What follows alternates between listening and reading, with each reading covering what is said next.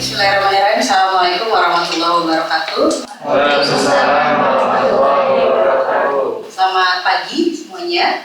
Selamat datang di mata kuliah yang judulnya adalah pengantar enzimologi. Sudah pernah dengar tentang enzim ya semuanya? Ini adalah mata kuliah yang biasanya diambil oleh mahasiswa tingkat akhir ya di program studi kimia. Jadi mestinya Anda sudah mendapatkan mata kuliah prerequisite atau mata kuliah yang terkait. Itu ada kimia dasar 1, lalu kimia dasar 2, dan yang paling penting sebetulnya ini ya, struktur dan fungsi biomolekul. Kalau Anda dari program studi kimia, kalau Anda dari program studi SITH, karena biasanya ada dari SITH juga, itu harus sudah mengambil mata kuliah biokimia. Nah, dalam mata kuliah ini, struktur fungsi biomolekul atau biokimia itu sebenarnya sudah dibahas tentang enzim, tapi sangat ringkas ya. Jadi mungkin pengenalan tentang definisi enzim gitu ya, kemudian cara kerja enzim, aktivitas enzim sekilas. Nah, mata kuliah ini akan melanjutkan ilmu yang sudah Anda peroleh tentang enzim, dan di sini kita akan belajar sedikit lebih dalam. Meskipun tidak sedalam enzimologi yang ada di S2, itu lebih advance lagi. Makanya namanya adalah pengantar enzimologi. Jadi mengantarkan menuju gerbang keilmuan enzimologi sebenarnya sangat kompleks. Ya, harapannya dengan adanya kuliah ini ada beberapa hal yang bisa Anda capai dan nanti saya akan jelaskan. Jadi ya, Anda bisa berpikir logis, rasional, dan kritis dalam menyelesaikan masalah-masalah kimia. Ini adalah CPL nomor 1 di program studi kimia kita. Kemudian dalam kuliah ini juga nanti akan ada sesi berkelompok. Jadi menelusuri literatur dan mempresentasikan literatur tersebut yang relevan dengan enzimologi tentu saja dalam kelompok. Maka juga melalui kuliah ini diharapkan Anda mampu menelusuri, menginterpretasi, dan mengevaluasi informasi ilmiah dari berbagai sumber, diutamakan literatur primer ya, misalnya artikel dari jurnal-jurnal terbaru mungkin ya maksimal 10 tahun terakhir lah, dan upayakan mencari dari jurnal internasional yang bereputasi, misalnya kuartal 1 atau Q1 dan kuartal 2 ya. Tapi tidak sendirian ya, jadi bersama-sama dalam kelompok yang mungkin kelas ini ada sekitar 15 orang begitu ya, kita bisa bagi jadi per kelompoknya itu 3 orang. Oke, jadi nanti bersama-sama mencari literatur, kemudian berdiskusi dalam kelompok, sehingga CPL 5-nya adalah mampu bekerja dalam kelompok. Juga melalui kelas ini diharapkan Anda dapat bekerja dalam kelompok dengan mengedepankan, nah ini tolong perhatikan ya, harus dikedepankan ya, karakter terbuka, objektif, dan proaktif. Oke, ini adalah 3 CPL yang merupakan tujuan dari kelas ini. Nah, lebih spesifiknya untuk CPMK adalah capaian pembelajaran mata kuliah ini ada 10 CPMK. Jadi apa saja yang diharapkan nanti setelah selesai dari kuliah ini, ya, apa saja yang sudah Anda, kompetensi apa saja yang Anda sudah peroleh. Yang pertama, Anda bisa menjelaskan sifat enzim dan klasifikasi kelompok enzim berdasarkan reaksi dan katalisisnya. Kemudian Anda mampu menjelaskan mekanisme reaksi yang dikatalisis oleh enzim, mampu menentukan aktivitas enzim. Nah, ini sebenarnya sangat praktikal ya, meskipun ini kelas teori, tidak ada kelas praktikumnya. Jadi kelas ini fully teori, tetapi menentukan aktivitas enzim ini sangat dekat dengan rekan-rekan yang tugas akhir enzim. Pasti ada bagian menentukan aktivitas enzim. Dalam kelas ini kita akan belajar bagaimana sih cara kita menentukan aktivitas enzim. Begitu juga dengan parameter kinetika enzim, tapi kita batasi substratnya tunggal saja. Karena sesungguhnya enzim itu kebanyakan substratnya setidaknya 2. Tapi itu mekanismenya akan sangat kompleks. Itu kita tidak akan sentuh dalam kuliah ini. Ya, biasanya kita pelajari di enzimologi yang lebih advance seperti enzimologi di S2 gitu ya. Jadi saat ini kita batasi substrat tunggal saja. Kemudian ada yang namanya kinetika inhibisi. Inhibisi ini juga sangat populer. Obat-obat yang beredar di dunia saat ini itu banyak yang berupa inhibitor. Contohnya ada yang makan amoksisilin, pernah dengar? Kalau batuk, flu gitu ya, dikasih namanya spektrum antibiotik dan spektrum yang luas, itu sebenarnya inhibitor enzim. Jadi kalau antibiotik, antiviral, pokoknya yang membunuh-bunuh makhluk hidup lah ya, seperti bakteri gitu ya, jamur itu pasti berupa inhibitor. Nah, kita akan pelajari apa itu inhibitor dan kinetika atau bagaimana inhibitor itu dapat menghambat suatu reaksi ya, sehingga dia menjadi kandidat obat. Ini adalah satu topik yang penelitiannya cukup hangat ya sekarang, karena termasuk dalam kajian drug discovery dan mencari inhibitor yang akan menjadi obat. Nah, kemudian kita masuk ke bagian yang praktis ya, yang aspek yang kita bahas itu praktikal, meskipun sekali lagi tidak ada praktikum ya. Kita ada teori, tapi kita akan belajar bagaimana cara mengisolasi enzim, bagaimana cara memurnikan enzim, dan bagaimana cara merekayasa enzim. Nah, kemudian mungkin sekitar 1 sampai 2 minggu terakhir barulah nanti kita kerja dalam kelompok, di mana masing-masing kelompok menelusuri literatur yang berkaitan dengan topik-topik di atas, ya. Lalu diinterpretasikan data yang ada di situ, kemudian dipresentasikan. Jadi presentasi kelompok, nanti saya di situ akan mengarahkan, lalu kita evaluasi apa saja sih yang dilakukan oleh paper ini. Ada tidak isolasi enzim? Oh ada, gitu ya. Mereka apa caranya isolasi enzim? Sama nggak dengan yang sudah kita pelajari? Jangan-jangan ada advancement terbaru ya, yang belum kita bahas di kelas, nanti kita bisa lihat di literatur yang terbaru. Kemudian yang terakhir, mampu bekerja sebagai bagian dari satu kelompok untuk menjelaskan aspek-aspek yang berkaitan dengan enzim. Nah, metode delivery atau pembelajaran kita ini adalah ceramah atau kuliah ya, kuliah seperti ini, dan kuliahnya sinkron, ya. Sinkron dan tatap muka. Jadi seperti zaman pandemi dulu ada kuliah asinkron ya, mungkin di Zoom atau melalui video. Nah, di kelas ini utamanya kita akan tatap muka. Tapi saya punya channel YouTube yang ada beberapa video tentang enzim ya. Itu silakan disaksikan, tapi untuk pengayaan saja. Ya. Utamanya wajibnya kita ada di kelas ini setiap hari, sekali seminggu ya. Setiap hari Rabu jam 7 pagi. Ya, dari kelas ini hadir dan perkuliahannya itu berlangsung selama 2 jam. 2 jam pelajaran ya. Jadi 100 menit. Jadi jam 7 tambah 100, ya biasanya 8.40 ya. Kita udah selesai. Dan itu dilakukan setiap minggu, jadi sekali seminggu. Karena SKS-nya mempersyaratkan demikian.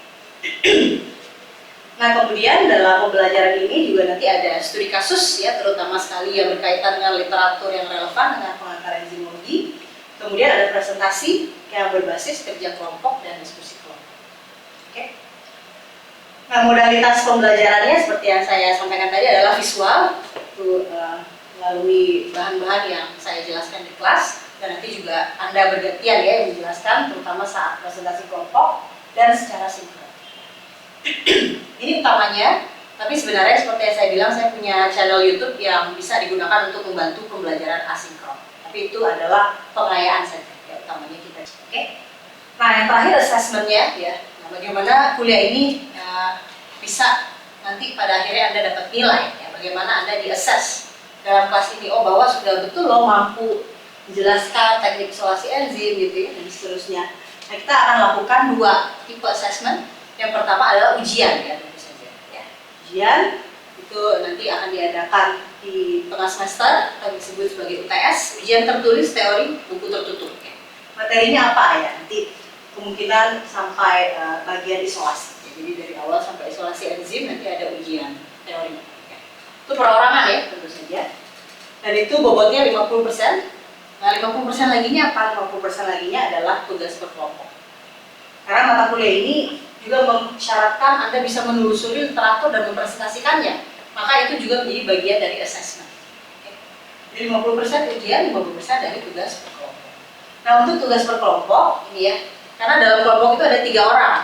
Saya juga ingin terapkan yang namanya peer grading. Jadi misalnya Putri, Ayun, dan Pipi satu kelompok. Nanti di akhir, setelah presentasinya selesai, saya ingin masing-masing mahasiswa itu menilai temannya. Sebenarnya nilai kelompok itu kan nanti sama semua ya. Misalnya, oh kelompoknya bagus, dapat 90 misal.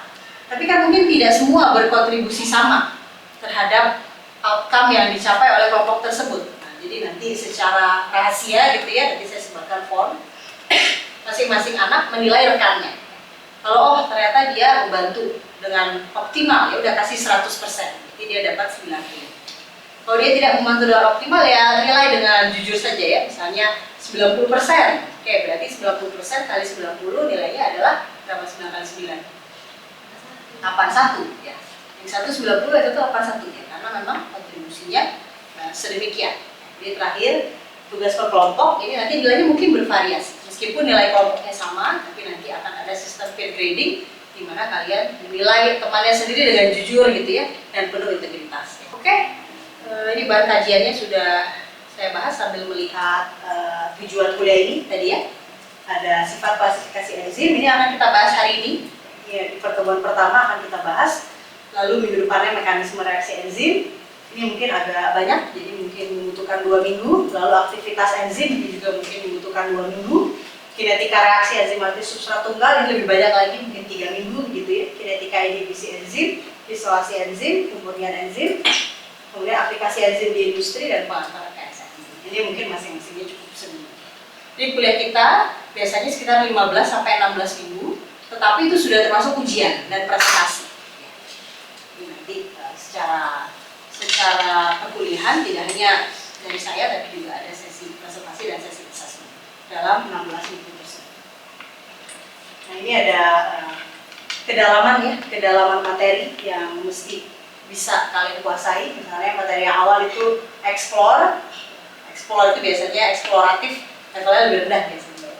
Nah yang lebih dalam lagi adalah express, dan yang terakhir adalah yang explore itu lebih mendalam, kemudian express, Anda bisa mengekspresikan, dan terakhir itu sekedar terekspos saja. Ya, terutama yang berkaitan dengan aplikasi, mungkin kita juga lihat melalui literatur.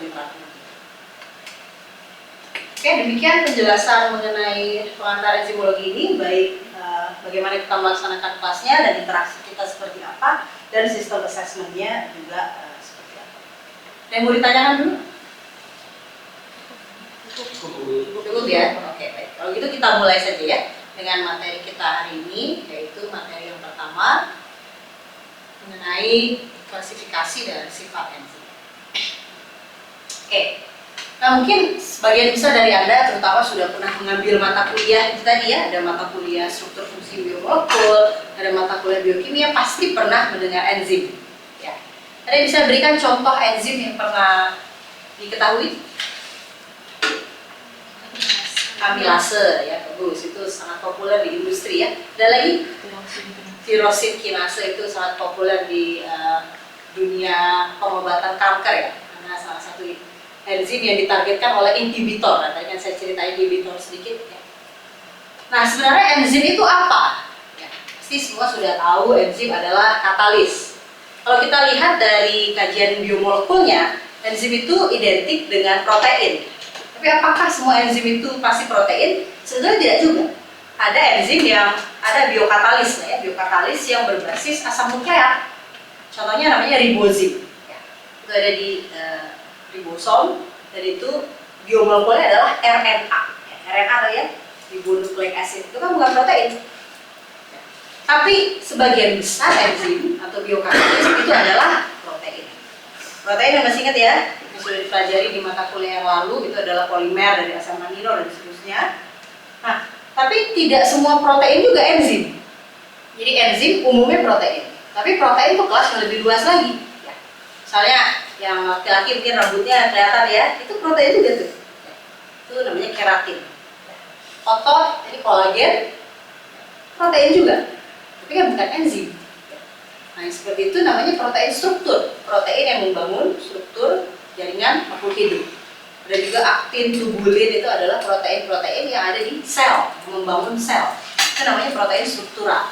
Jadi ada protein yang tugasnya untuk membangun struktur, bukan untuk enzim.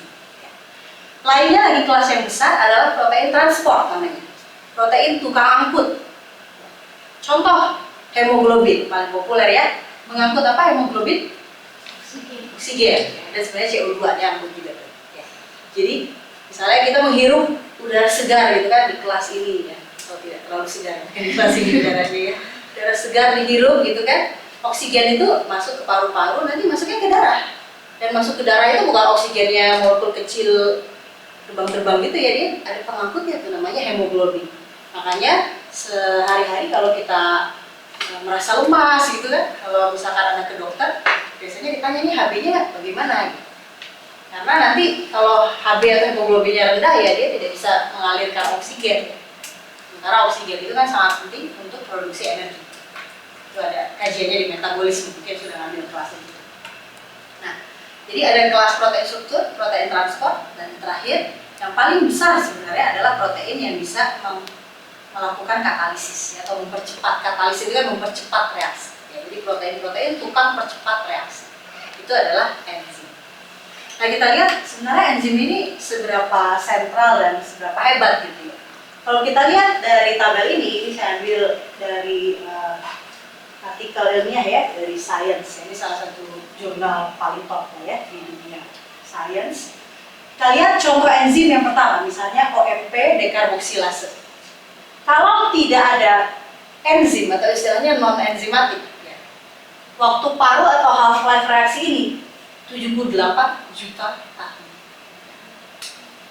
Ada lagi yang kita sehari-hari atau mungkin yang Anda pernah dengar itu, ini harusnya ya, pernah dengar nggak? Triosa fosfat isomerase. Ini enzim di glikolisis. Oh, glikolisis ya.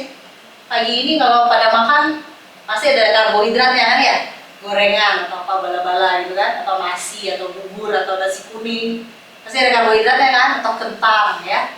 Itu kan masuk tubuh akan diolah jadi energi. Ya, itu metabolisme glukosa namanya ya. Karbohidrat potong-potong jadi glukosa di metabolisme. Tahap awal metabolisme itu namanya glikolisis. Nah, salah satu enzim yang ada di glikolisis ini triosa fosfat isomerase. Ya, bayangkan kalau tidak ada enzim ini 1,9 hari. Anda makan pagi ini, tidur dulu ya.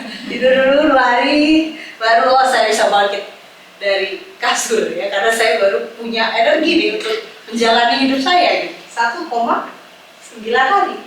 Tapi kan kenyataannya nggak begitu. Makan pagi ini, habis itu langsung segar atau langsung ngantuk ya. Biasanya kalau makannya terlalu cepat gitu prosesnya. Itu karena ada katalis. Kita bisa lihat rate ya atau laju reaksinya nih.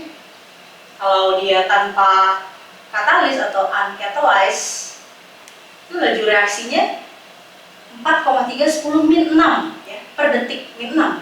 Kecil sekali kan? Min 6 itu berapa? Sejuta gitu ya. Tapi coba kalau di katalis, ya, kita lihat catalyze rate-nya itu 4.300 per detik. Jadi peningkatannya atau enhancement-nya di sini 10 pangkat 9 kali lipat, 1 miliar kali lipat. Kalau nggak ada triosa fosfat isomerase, ya, wah, mungkin kita tidak bisa hidup sebagaimana kita hidup sekarang. Jadi biasanya dalam kajian metabolisme kita suka sebut ya, enzim itu adalah mesin makhluk hidup. Mesinnya makhluk hidup yang bisa membuat makhluk hidup itu bergerak, berpikir gitu ya, berantem atau apa itu ada enzim. Jadi kalau nggak ada enzim ya mungkin kita tidak hidup seperti halnya kita hidup sekarang. Makan dulu, habis itu lemes dulu, tunggu sampai reaksinya selesai baru bisa menjalani hari-hari. Kita kan tidak seperti itu. Dan tentunya ada banyak contoh-contoh lain ya. Silahkan dilihat di sini, saya berikan satu contoh yang mungkin paling dekat dengan rekan-rekan. Tapi yang paling signifikan itu mungkin yang dekarboksilase ini. Ini ada 10 pangkat 17 kali kecepatannya. Nanti silahkan dicari, ini ada di jalur metabolisme yang mana. Apakah ada di manusia atau ada di organisme lain. Oke. Nah, selanjutnya enzim itu dibagi-bagi ya. Tadi saya bilang kelas enzim itu kelas yang besar. Makanya ada kuliahnya sendiri ya. Enzimologi itu banyak yang mau dibahas tuh ya. Nah, kelas enzim itu bisa dibagi menjadi 6. Sebenarnya baru-baru ini ya ada yang mempropos atau mengusulkan kelas ke-7. Tapi saya masih menggunakan di sini textbooknya, yaitu textbook Strayed dan textbook Leininger ya. Silakan Anda juga bisa lihat textbook tersebut untuk memperkaya pemahaman di kelas ini. Itu masih 6 ya. Nggak tahu mungkin textbook tahun depan atau 2 tahun lagi mungkin sudah jadi 7 tuh. Ya. Tapi kita akan bahas 6 ini saja. Yang pertama adalah kelas oksidoreduktase. Ini kodenya 1. Nanti ingat-ingat angkanya ya, karena ini jadi nomornya. Ibaratnya Anda punya NIM ya, 105 gitu kan ya. 105 itu tandanya anak kimia. Ini kalau kodenya 1 itu tandanya oksidoreduktase. Kalau oksidoreduktase kira-kira reaksi apa ya dia katalisis? Ya, gampang aja kan, oksidoreduktase apa lagi? Redoks. Oksidasi dan reduksi. Itu sudah sangat familiar dengan reaksi redoks ya, menyetarakan setengah reaksi elektrokimia. Nah, kalau ada reaksi yang seperti itu di dalam tubuh kita, itu pasti enzimnya kelas pertama atau kelas oksidoreduktase ya. Ini contoh subkelasnya ada dehidrogenase, oksidase, reduktase, monooksigenase dan dioksigenase. Kemudian yang kedua, ini kelas transferase. Kira-kira apa tugasnya? Iya, transfer. Namanya juga transferase gitu ya. Apa yang dia transfer? Nah, ada yang mentransfer metil, jadi namanya metil transferase atau C1 transferase. Ya. Ada yang tukang transfer gula, namanya glikosil transferase. Ada yang tukang transfer gugus amino, namanya aminotransferase. Ada yang paling populer, fosfotransferase. Atau yang disebut dengan kinase. Yang tirosin kinase tadi bukan? Nah, pasti masuknya sini tuh. Ya, dari contoh yang Anda berikan itu ya, pasti masuknya kelas transferase, terutama fosfotransferase. Transferase itu seperti inilah kira-kira. Misalnya si A berikatan dengan si B, lalu ada si C. Nah, si B-nya nih yang kuning dipindahin dari A ke C, jadilah A plus BC. Ini transferase, ya, bungkusnya dipindahin. Bungkusnya bisa metil atau alkil, amino, glikosil, atau yang paling populer atau dalam metabolisme ya itu adalah fosfat. Dalam hal ini fosfotransferase. Kemudian kelas ketiga hidrolase. Sesuai namanya, kira-kira hidrolase kira-kira tugasnya adalah hidrolisis. Ya. Nah ini kelas yang paling komersial lah ya. Contohnya tadi ada yang menyebutkan amilase itu hidrolase. Lipase, selulase, protease gitu ya. Pokoknya kelas-kelas yang banyak digunakan di industri makanan, industri deterjen ya. Deterjen itu banyak enzim juga loh. Karena mungkin kan kena badan kita gitu kan, ada karbohidrat, ada protein dimakan, habis itu kena bajunya, itu kan dibersihkan dengan deterjen, ada enzim. Ada deterjen-deterjen yang sudah berbasis enzim sekarang. Itu namanya adalah hidrolase. Ciri khas hidrolase adalah adanya air. Jadi ada A dan B bersama, lalu air masuk, lalu dia terhidrolisis. Perhatikan bahwa reaksi ini bolak-balik ya. Jadi tidak mesti terputus, boleh bergabung. Tapi yang jelas di situ terlibat air. Jadi hidrolase itu kita mengenalinya mudah sekali. Lihat aja air. Ada air nggak? Apakah substrat atau produk? Ya. Oh ada ya hidrolase. Ya, selama dia melibatkan pemutusan antara satu molekul jadi dua atau penggabungan dua molekul jadi satu. Oke? Nah, contohnya adalah esterase, ini yang memotong ikatan ester, glikosidase, ini yang memotong ikatan glikosidik seperti amilase ya. Lalu peptidase yang memotong ikatan peptida seperti pepsin, tripsin, kan? Itu adalah protease, adalah lambung. Jadi kalau kamu makan steak gitu ya, steak itu bisa dipotong-potong di lambung dihasilkan enzim dari pankreas ya, tapi tempatnya di lambung, itu namanya pepsin, tripsin ya, itu termasuk kelas peptidase. Ya, lalu ada juga amidase yang memotong ikatan amidas secara umum. Kelas keempat namanya kelas liase. Kelas liase disebut juga kelas sintase. Kelas liase ini penggabungan A dan B atau pemecahan AB menjadi A dan B. Ya, jadi reaksi ini sekali lagi bolak-balik. Nah ini tanpa air, tanpa energi, tanpa apapun. Jadi dia gabung dengan sesat. Jadi kalau tidak ada air, masuknya ke sini. Kalau ada air, masuknya ke situ. Kalau transfer, masuknya ke yang nomor 2. Jadi jangan nanti bingung membedakan. Pegang saja konsep yang ada di sini. Ada yang namanya CC liase, kalau menggabungkan atau memutuskan ikatan CC. Kemudian sama untuk CO liase, CN liase, CS liase. Jadi biasanya CONS yang ada di makhluk. Lalu kelas kelima adalah isomerase. Kira-kira tugasnya adalah ya mengkatalisis reaksi isomerisasi. Ya. Isomerisasi itu apa? Misalnya keton ke aldehid, itu kan isomer tuh. Itu pasti isomerase. Yang tadi triosa fosfat isomerase. Ya itu dari aldehid ke keton dan sebaliknya. Itu namanya adalah isomerase. Jadi contohnya epimerase, cis-trans isomerase, ya, kalau dia punya ikatan rangkap. Kemudian intramolekular transferase, kalau ada yang disebut dengan mutase, atau tadi misalnya dari gugus fungsi aldehid jadi keton, itu juga enzimnya isomerase. Dan kelas terakhir yang kita bahas dalam kuliah ini adalah kelas ligase atau kelas sintetase. Ini kelas-kelas yang mirip dengan liase sebenarnya. Dia menggabungkan dua molekul menjadi satu atau memecah satu molekul jadi dua. Tapi ini ciri khasnya, ada ATP atau GTP atau UTP atau CTP sama saja. Ini adalah molekul berenergi tinggi. Ya.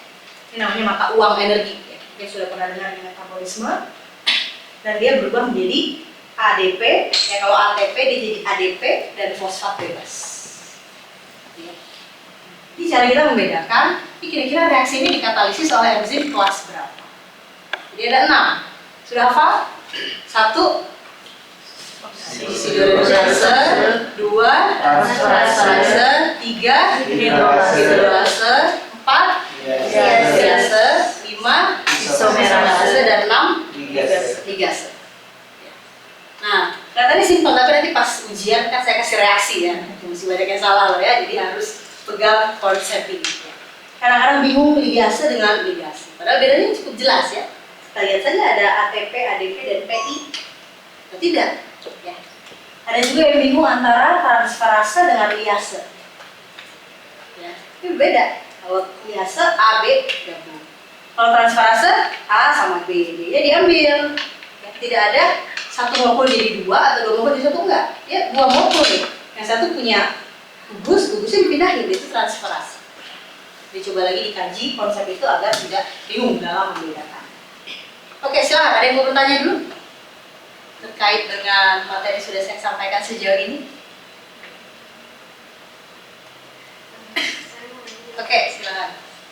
Lebih ke penasaran aja sih, Bu. Kalau protein itu ada yang bisa punya 2 fungsi nggak, Bu? Misalkan sebagai enzim terus sebagai yang struktural gitu. Ya, oke, bagus ya pertanyaan Putri. Karena tadi di awal saya lihat, saya jelaskan ya, saya perlihatkan ada 6 kelas. Saya sebut baru-baru ini ada kelas ke-7. Nah, itu menjawab pertanyaan Putri sebenarnya.